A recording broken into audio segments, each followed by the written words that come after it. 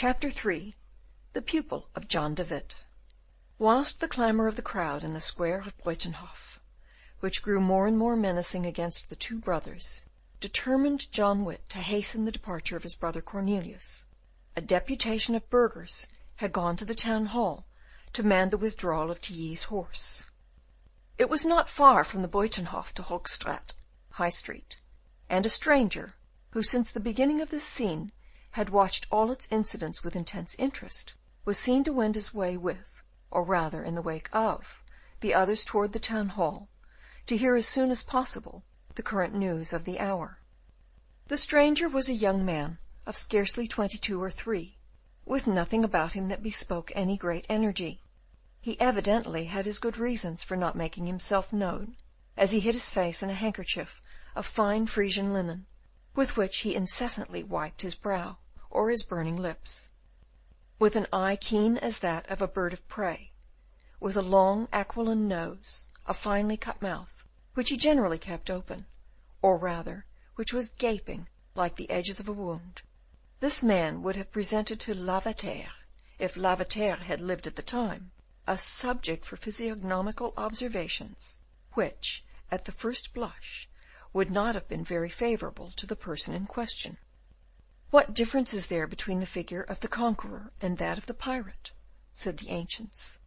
The difference only between the eagle and the vulture, serenity or restlessness. And indeed, the sallow physiognomy, the thin and sickly body, and the prowling ways of the stranger were the very type of a suspecting master or an unquiet thief, and a police officer would certainly have decided in favour of the latter supposition, on account of the great care which the mysterious person evidently took to hide himself. He was plainly dressed, and apparently unarmed. His arm was lean but wiry, and his hands dry, but of an aristocratic whiteness and delicacy, and he leaned on the shoulder of an officer who, with his hand on his sword, had watched the scenes in the Buitenhof with eager curiosity, very natural in a military man, until his companion drew him away with him. On arriving at the square of the Hoogstraat, the man with the sallow face pushed the other behind an open shutter, from which corner he himself began to survey the balcony of the town hall. At the savage yells of the mob, the window of the town hall opened, and a man came forth to address the people. "Who is that on the balcony?" asked the young man, glancing at the orator. "It is the deputy Beaufort," replied the officer. "What sort of a man is he? Do you know anything of him?" "An honest man, at least I believe so, monseigneur." Hearing this character given of Beaufort, the young man showed signs of such a strange disappointment and evident dissatisfaction that the officer could not but remark it, and therefore added, "At least people say so, monseigneur. I cannot say anything about it myself, as I have no personal acquaintance with Mynheer Beaufort." "An honest man," repeated he who was addressed as monseigneur. "Do you mean to say that he is an honest man, brave homme, or a brave one, homme brave? Ah, monseigneur must excuse me. I would not presume to draw such a fine distinction in the case of a man whom, I assure your highness once more, I know only by sight." "If this Beaufort is an honest man," his highness continued, "he will give to the demand of these furibund petitioners a very queer reception." The nervous quiver of his hand, which moved on the shoulder of his companion as the fingers of a player on the keys of a harpsichord, betrayed his burning impatience, so ill concealed at certain times, and particularly at that moment, under the icy and sombre expression of his face. The chief of the deputation of the burghers was then heard addressing an interpellation to Mynheer Beaufort, whom he requested to let know where the other deputies, his colleagues, were. "Gentlemen," Beaufort repeated for a second time, "I assure you that in this moment I am here alone with Mynheer d'Asperen, and I cannot take any resolution on my own responsibility." "The order! We want the order!" cried several thousand voices. Mynheer Beaufort wished to speak, but his words were not heard, and he was only seen moving his arms in all sorts of gestures, which plainly showed that he felt his position to be desperate. When at last he saw that he could not make himself heard, he turned round toward the open window and called Mynheer d'Asperen. The latter gentleman now made his appearance on the balcony, where he was saluted with shouts even more energetic than those with which 10 minutes before his colleague had been received. This did not prevent him from undertaking the difficult task of haranguing the mob, but the mob preferred forcing the guard of the States, which, however, offered no resistance to the sovereign people, to listen to the speech of Mynheer d'Asperen. "Now then," the young man coolly remarked, whilst the crowd was rushing into the principal gate of the town hall, "it seems the question will be discussed indoors, Captain. Come along, and let us hear the debate." "Oh, Monseigneur, Monseigneur, take care." "Of what?" "Among these deputies there are many who have had dealings with you, and it would be sufficient that one of them should recognize your Highness." "Yes, that I might be charged with having been the instigator of all this work. Indeed, you are right," said the young man, blushing for a moment from regret of having betrayed so much eagerness. "From this place we shall see them return with or without the order for the withdrawal of the dragoons. Then we may judge which is greater, Mynheer Boveld's honesty or his courage." "But," replied the officer, looking with astonishment at the personage whom he addressed as Monseigneur, "but your Highness surely does not suppose for one instant that the deputies will order Tilly's horse to quit their post?" "Why not?" the young man quietly retorted. "Because doing so would simply be signing the death warrant of Cornelius and John de Witt." "We shall see," his Highness replied, with the most perfect coolness. "God alone knows what is going on within the hearts of men." The officer looked askance at the impassible figure of his companion, and grew pale. He was an honest man as well as a brave one. From the spot where they stood, his Highness and his attendant heard the tumult and the heavy tramp of the crowd on the staircase of the town hall. The noise thereupon sounded through the windows of the hall, on the balcony of which Mynheers Bovelt and d'Asperen had presented themselves. These two gentlemen had retired into the building, very likely from fear of being forced over the balustrade by the pressure of the crowd. After this, fluctuating shadows in tumultuous confusion were seen flitting to and fro across the windows. The council hall was filling. Suddenly the noise subsided, and as suddenly again it rose with redoubted intensity, and at last reached such a pitch that the old building shook to the very roof. At length the living stream poured back through the galleries and stairs to the arched gateway, from which it was seen issuing like waters from a spout. At the head of the first group, man was flying rather than running, his face hideously distorted with satanic glee. This man was the surgeon Tyckelaer. "We have it, we have it!" he cried, brandishing a paper in the air. "They have got the order," muttered the officer in amazement. "Well, then," his Highness quietly remarked, "now I know what to believe with regard to Mynheer Boveld's honesty and courage. He has neither the one nor the other." Then, looking with a steady glance after the crowd which was rushing along before him, he continued, "Let us now go to the Buitenhof, Captain. I expect we shall see a very strange sight there."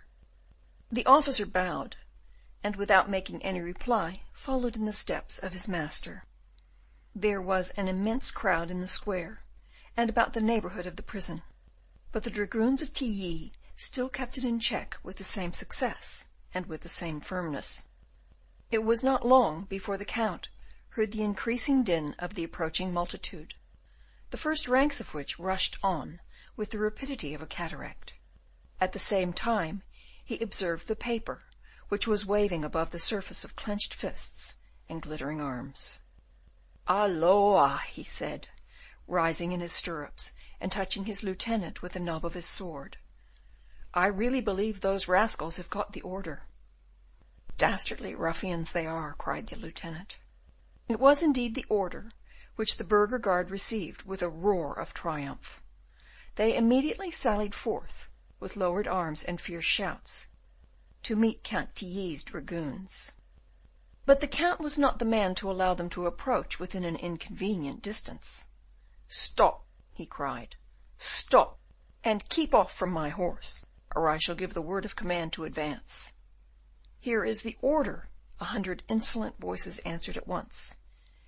He took it in amazement, cast a rapid glance on it, and said quite aloud, "Those who have signed this order are the real murderers of Cornelius de Witt. I would rather have my 2 hands cut off than have written one single letter of this infamous order." And pushing back with the hilt of his sword the man who wanted to take it from him, he added, "Wait a minute. Papers like this are of importance, and are to be kept." Saying this, he folded up the document, and carefully put it in the pocket of his coat. And then, turning round towards his troop, he gave the word of command. "Tilly's dragoons, wheel to the right." After this, he added in an undertone, yet loud enough for his words to be not altogether lost to those around him, "And now, ye butchers, do your work." A savage yell, in which all the keen hatred and ferocious triumph rife in the precincts of the prison simultaneously burst forth, and accompanied the departure of the dragoons, as they were quietly filing off. The Count tarried behind, facing to the last the infuriated populace, which advanced at the same rate as the Count retired. John de Witt, therefore, had by no means exaggerated the danger, when, assisting his brother in getting up, he hurried his departure.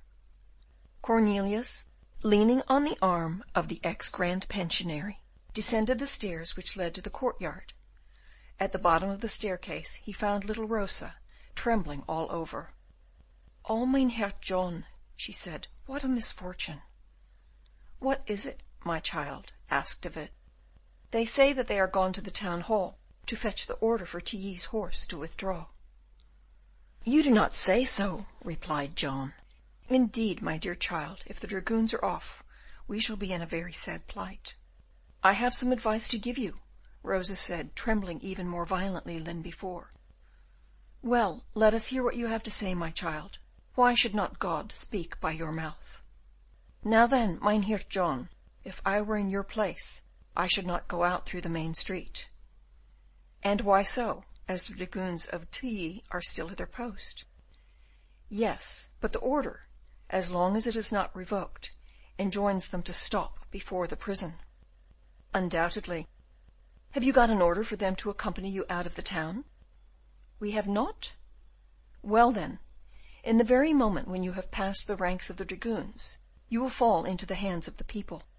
"But the burgher guard?" "Alas! the burgher guard are the most enraged of all." "What do we do, then?" "If I were in your place, Mynheer John," the young girl timidly continued, "I should leave by the postern which leads into a deserted by-lane, whilst all the people are waiting in the High Street to see you come out by the principal entrance. From there I should try to reach the gate by which you intend to leave the town." "But my brother is not able to walk," said John. "I shall try," Cornelius said with an expression of most sublime fortitude. "But have you not got your carriage?" asked the girl. "The carriage is down near the great entrance." "Not so," she replied. "I consider your coachman to be a faithful man, and I told him to wait for you at the postern." The two brothers looked first at each other, and then at Rosa, with a glance full of the most tender gratitude. "The question is now," said the grand pensionary, "whether Gryphus will open this door for us." "Indeed, he will do no such thing," said Rosa. "Well, and how then?" "I have foreseen his refusal, and just now, whilst he was talking from the window of the porter's lodge with a dragoon, I took away the key from his bunch." "And you have got it?" "Here it is, Mynheer John."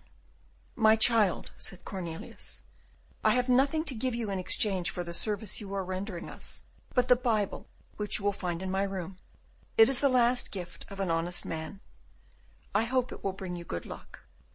"I thank you, Master Cornelius, it shall never leave me," replied Rosa. And then, with a sigh, she said to herself, "What a pity that I do not know how to read." "The shouts and cries are growing louder and louder," said John. "There is not a moment to be lost." "Come along, gentlemen," said the girl, who now led the two brothers through an inner lobby to the back of the prison. Guided by her, they descended a staircase of about a dozen steps, traversed a small courtyard which was surrounded by castellated walls, and the arched door having been opened for them by Rosa, they emerged into a lonely street where their carriage was ready to receive them. "Quick, quick, my masters, do you hear them?" cried the coachman in a deadly fright. Yet, after having made Cornelius get into the carriage first, the Grand Pensionary turned round towards the girl, to whom he said, "Good-bye, my child. Words could never express our gratitude. God will reward you for having saved the lives of two men." Rosa took the hand which John de Witt proffered to her, and kissed it with every show of respect. "Go, for heaven's sake, go," she said. "It seems they are going to force the gate." John de Witt hastily got in, sat himself down by his brother, and fastened the apron of the carriage, called out to the coachman, "To the Tol Hek." The Tol Hek was the iron gate leading to the harbour of Scheveningen, in which a small vessel was waiting for the two brothers. The carriage drove off with the fugitives, at the full speed of a pair of spirited Flemish horses.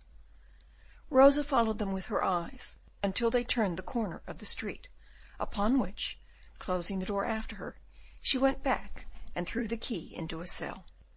The noise which had made Rosa suppose that the people were forcing the prison door was indeed owing to the mob battering against it after the square had been left by the military. Solid as the gate was, and although Gryphus, to do him justice, stoutly enough refused to open it, yet evidently it could not resist much longer, and the jailer, growing very pale, put to himself the question whether it would not be better to open the door than to allow it to be forced, when he felt some one gently pulling his coat. He turned round and saw Rosa. "Do you hear these madmen?" he said. "I hear them so well, my father, that in your place—" "Would you open the door?" "No, I should allow it to be forced." "But they will kill me." "Yes, if they see you." "How shall they not see me?" "Hide yourself." "Where?" "In the secret dungeon." "But you, my child?" "I shall get into it with you. We shall lock the door, and when they have left the prison, we shall again come forth from our hiding-place." "Zounds, you are right there," cried Gryphus. "It's surprising how much sense there is in such a little head." Then, as the gate began to give way amidst the triumphant shouts of the mob, she opened a little trap door and said, come along, father." "But our prisoners?" "God will watch over them, and I shall watch over you."